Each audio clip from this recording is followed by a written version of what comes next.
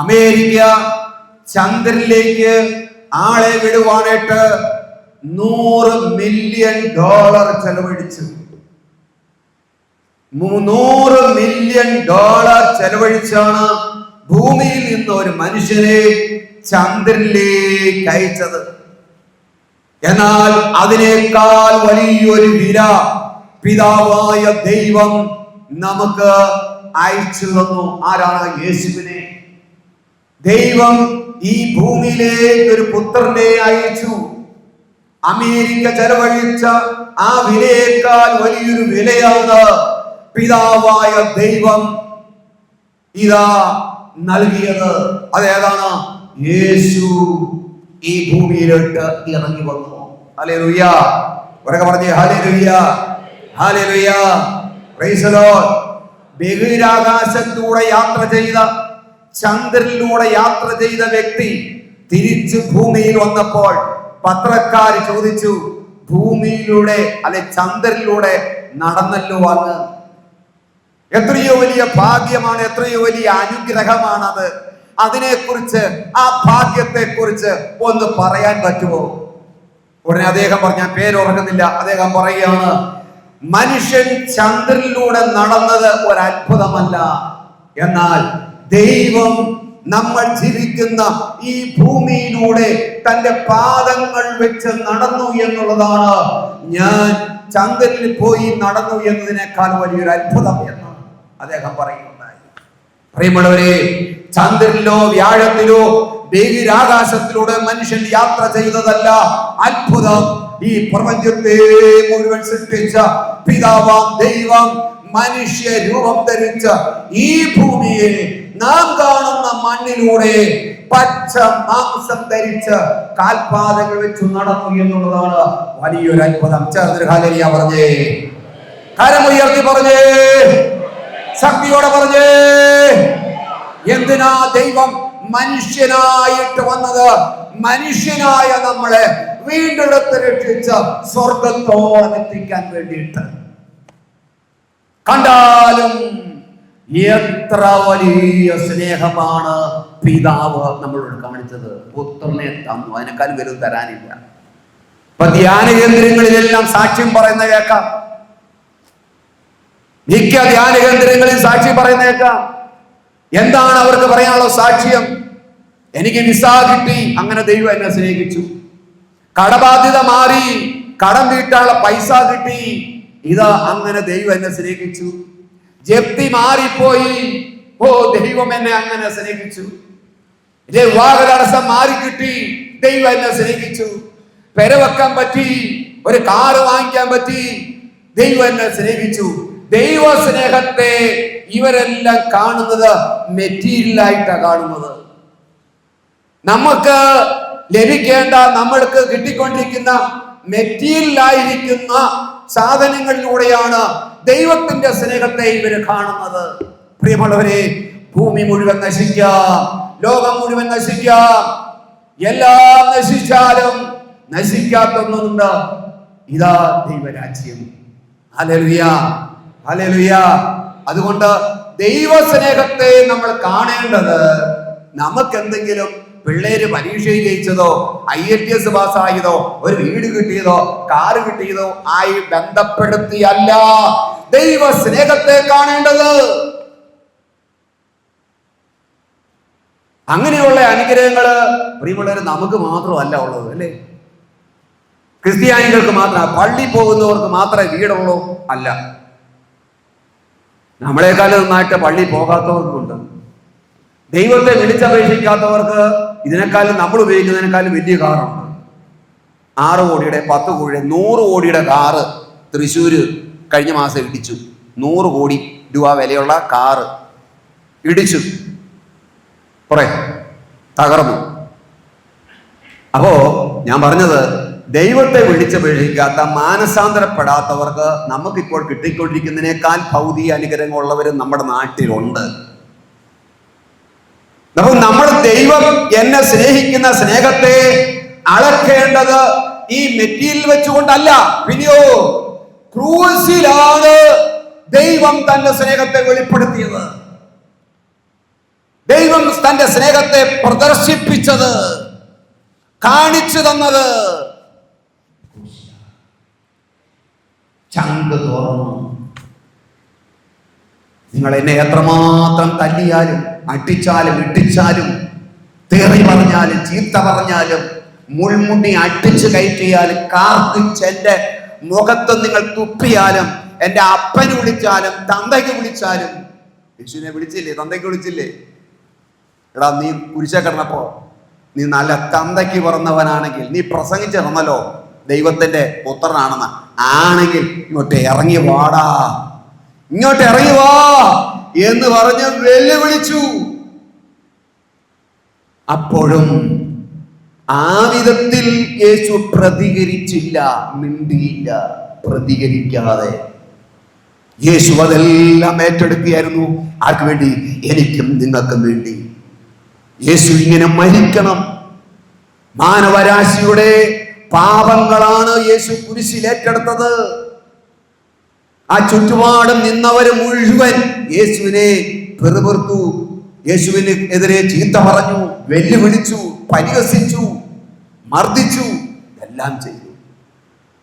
ക്രൂശിൽ യേശു അവസാനമായി എന്താ പറഞ്ഞത്? തെറ്റലസ്റ്റായി. തെറ്റലസ്റ്റായി എന്ന് പറഞ്ഞാൽ എന്താ? എല്ലാം പൂർത്തീകരിച്ചു. എന്ത് പൂർത്തീകരിച്ചു?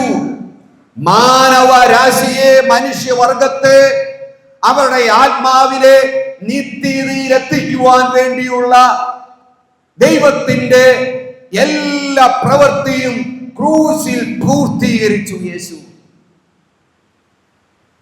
ക്രൂശിൽ വെച്ച് യേശു മരിച്ചു കഴിഞ്ഞപ്പോൾ ജീവൻ വെടിയാൻ നോക്കി നിൽക്കുകയായിരുന്നു ഒരാള്. ആരാ അറിയോ? ഇവിടെ നോക്കണേ. ആരാ? ശതാധിപൻ. ശതാധിപൻ എന്ന് പറഞ്ഞാൽ 10 100 പട്ടാളക്കാരുടെ ചീഫാണ്. പട്ടാളക്കാരുടെ തലവനാണ് ശതാധിപൻ. ഈ ശതാധിപൻ യേശു കുരിശിൽ ജീവൻ വെടിഞ്ഞു എന്ന് കണ്ടപ്പോൾ ശതാധിപൻ വിളിച്ചു പറഞ്ഞു എന്നറിയാവോ? ഇവൻ സത്യമായും സത്യമായും ദൈവപുത്രൻ തന്നെ. അയ്യോ, അതെന്താ ആ സമയത്ത് പറഞ്ഞത്? ഈ പുള്ളി പലപ്പോഴും യേശുവിന്റെ കൂടെ നടന്നിട്ടുള്ളതാ. ഈ പുള്ളിയുടെ വീട്ടിൽ യേശു എന്നായിരുന്നു. നീ ഒരു വാക്ക് കൽപ്പിച്ചാൽ മതി, ഇങ്ങോട്ടൊന്നും വരണ്ട എന്നൊക്കെ പറഞ്ഞതാ. മാത്രമല്ല, യേശു അവിടെ അത്ഭുതങ്ങളൊക്കെ ചെയ്ത് നടക്കുമ്പോൾ ഇയാള് പട്ടാള തലവൻ എന്ന നിലയിൽ തന്നെ യേശു ചെയ്ത അത്ഭുതങ്ങളും എല്ലാം കണ്ടിട്ടുള്ളതാ. അന്നേരം ഒന്നും യേശുവിനെ നോക്കിക്കൊണ്ട് ഇവൻ ദൈവപുത്രനാ കേട്ടോ, പോട്ടെ, ഒരു പ്രവാചകനാണോ എന്ന് പോലും പറഞ്ഞിട്ടില്ല. അപ്പൊ അത്ഭുതങ്ങളിലൂടെ അല്ല ദൈവപുത്രനെ ദൈവം വെളിപ്പെടുത്തിയത്, അത്ഭുതങ്ങൾ കാണിച്ചല്ല. ക്രൂശിൽ ജീവൻ വെടിഞ്ഞപ്പോൾ ശതാധിപൻ വിളിച്ചു പറയുകയാണ്, ഇവൻ സത്യമായും ദൈവപുത്രൻ തന്നെ. എന്തായിരിക്കും അതിന് കാരണം? ഹല്ലേലൂയ. എന്തായിരിക്കും അതിന് കാരണം? നിങ്ങൾക്കറിയാവോ? ഒരാളെ പിടിച്ചു കെട്ടിയിട്ട് ചമ്മട്ടി കൊണ്ട് അടിക്കുന്നു, വീണ്ടും വീണ്ടും തോലി പൊളിയുന്ന വിധത്തിൽ, മാംസം പറഞ്ഞു പോകുന്ന വിധത്തിൽ യേശുവിനെ ചമ്മട്ടി കൊണ്ട് അടിക്കുക. ചാട്ട വെച്ചല്ല തല്ലിയത്. ചാട്ട വെച്ച് തല്ലുന്നത് മൃഗങ്ങളെയാണ്. കാളവണ്ടിയെ കണ്ടിട്ടില്ലേ? ചാട്ട വെച്ച തല്ലുന്നത്. ചമ്മട്ടി കൊണ്ടാണ് യേശുവിനെ തല്ലുന്നത്. ചമ്മട്ടി എന്ന് പറയുന്നത് ഒരു കമ്മിന്റെ തുമ്പത്ത് അനേകം ചരടുകൾ കാണും. ആ ചരടിലെല്ലാം കുപ്പിക്കഷ്ണങ്ങൾ, ഈയക്കഷ്ണങ്ങൾ, പാട്ട, ബ്ലേഡ്, ആണി, ഇങ്ങനെയുള്ള മാരകായുധങ്ങൾ കൊണ്ട് അതിശക്തമായി കൊളുത്തി ഉണ്ടാക്കിയതാണ് ചമ്മട്ടി. ശരീരത്ത് തൊട്ട ഉടനെ ശരീരം മുറിയുന്ന വിധത്തിലാണ് അത് ഉണ്ടാക്കിയിരിക്കുന്നത്. ഒരു ചരടല്ല, പല ചരട. എന്നിട്ട് അതിന്റെ പിടിക്കേണ്ട ദണ്ഡ പിടിച്ചുകൊണ്ട് ഈ പട്ടാളക്കാര് യേശുവിനെ ആഞ്ഞടിക്കുമ്പോൾ ഒരു ശരീരത്തിന്റെ ചുറ്റിലേക്ക്, ശരീരത്തിലോട്ട് അത് ആ സ്പീഡ് കാരണം വട്ടം കറങ്ങി, ചുറ്റിക്കറങ്ങി മാംസത്തിന്റെ ഉള്ളിലോട്ട് തുളച്ചു കയറും. എന്നിട്ട് എന്നായും ഒരൊറ്റ വലിയ പറിച്ചിങ്ങെടുക്കും. വലിച്ചെടുക്കുമ്പോൾ ആ മാംസം തെറിച്ചു പോകുക.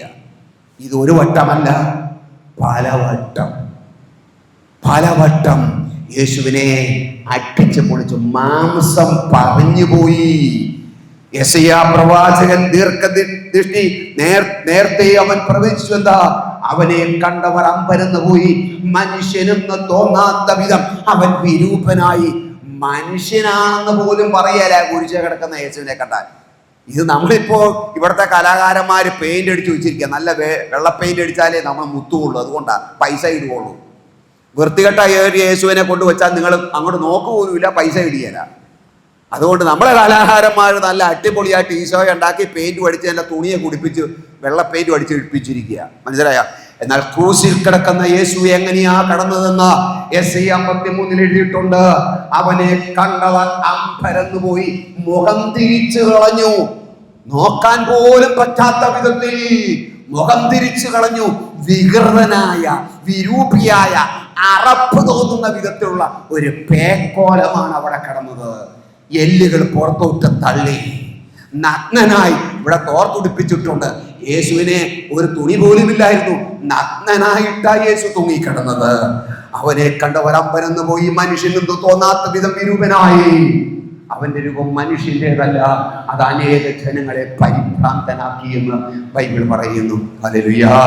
പ്രിയമുള്ളവരെ, അങ്ങനെ സംഭവിക്കുമ്പോഴും കയ്പ് നീര് കൊടുക്കുമ്പോഴും വെല്ലുവിളിക്കുമ്പോഴും ഒക്കെ മരിക്കാനായിട്ട് ഒരു മിനിറ്റ്, ഒരു സെക്കൻഡ് സമയമുള്ളപ്പോഴും യേശുവിന് പ്രതികരിക്കാൻ അവിടെ ടൈമുണ്ട്.